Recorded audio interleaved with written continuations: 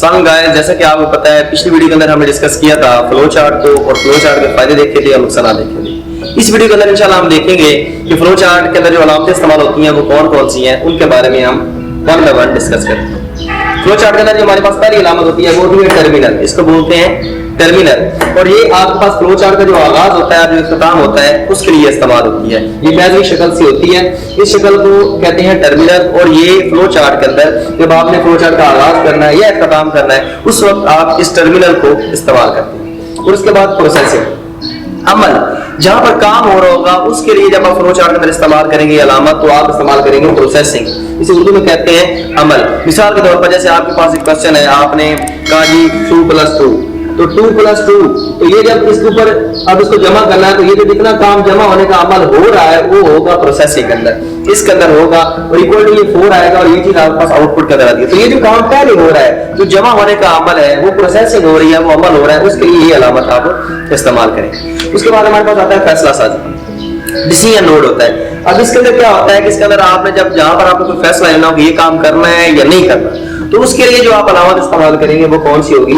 फैसला साजी की, इसे कहते हैं डिसीजन। और आगे हमारे पास इनपुट और आउटपुट, जब आपने कंप्यूटर को कोई चीज देनी है या कंप्यूटर से कोई चीज लेनी है, मिसाल के तौर पर कंप्यूटर को कोई चीज डाटा मतलब जैसे फीड कर, जैसे यहाँ पर हमने ये दिया डाटा 2+2, तो ये हम कंप्यूटर को डाटा दे रहे हैं, तो इसको देने का अमल जो हमारे पास है उसके लिए जो अलामत इस्तेमाल होगी वो क्या होगी? इनपुट की। यही अलामत इनपुट के लिए है और यही हमारे पास आउटपुट के लिए। तो जब आप अलामत इस्तेमाल करेंगे इनपुट के लिए तो ये होगी। और उसके बाद जब उसका ये जवाब जो आपके पास, जैसे कि ये 4 आया, तो इस 4 जवाब को आप स्क्रीन के ऊपर दिखाने के लिए जो आप अलामत इस्तेमाल करेंगे वो हमारे पास यही है, इनपुट और आउटपुट की, ये दोनों है।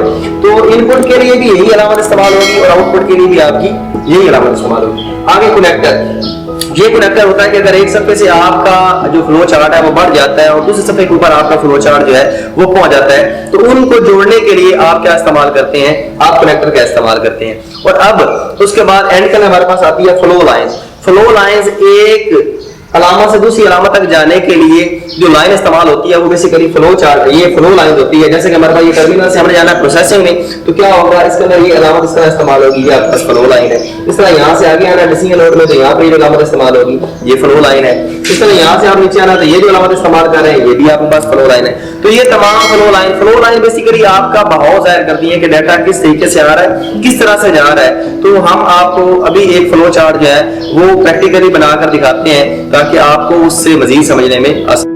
अभी हमने जो फ्लो चार्ट की अलामतें पढ़ी हैं, उन्हीं अलामतों का इस्तेमाल करके हमने एक फ्लो चार्ट बनाया है। और ये फ्लो चार्ट जो है एक्सेलरेशन मालूम करने के बारे में है। अब इसके अंदर क्या होता है कि मैंने आपको पहले बताया कि अभी जो हमने आगाज और इख्तिताम की अलामतें पढ़ी थी, और उनके अंदर हमने देखा था कि आगाज और इख्तिताम की अलामतें क्या हैं? दोनों सेम है। ये आगाज हो रहा है और यहाँ पर क्या हो रहा है? इख्तिताम हो रहा है। उसके बाद हमने ये इनपुट लेनी थी मास और फोर्स, तो उसके लिए आपको मैंने बताया कि इनपुट और आउटपुट की ये अलामत सेम ही है। जब इसका आउटपुट आएगी तो उसके लिए भी यही अलामत इस्तेमाल होगी। अब ये इनपुट के लिए अलामत जो है, इसके अंदर हम क्या ले रहे हैं? इनपुट दे रहे हैं कंप्यूटर को मास और फोर्स। और उसके बाद क्या है कि हमने एक्सेलरेशन, ये जो अमल का जो मैंने बताया था, प्रोसेसिंग का जो बताया था कि वो अलामत यहाँ पर इस्तेमाल होगी, जिसके अंदर ये सारा काम हो रहा है। जहाँ पर मैंने 2+2 बताया आपको, तो ये वही काम यहाँ पर हो रहा है कि एक्सेलरेशन के लिए इसका फार्मूला लगा के वो कैलकुलेट कर लेगा।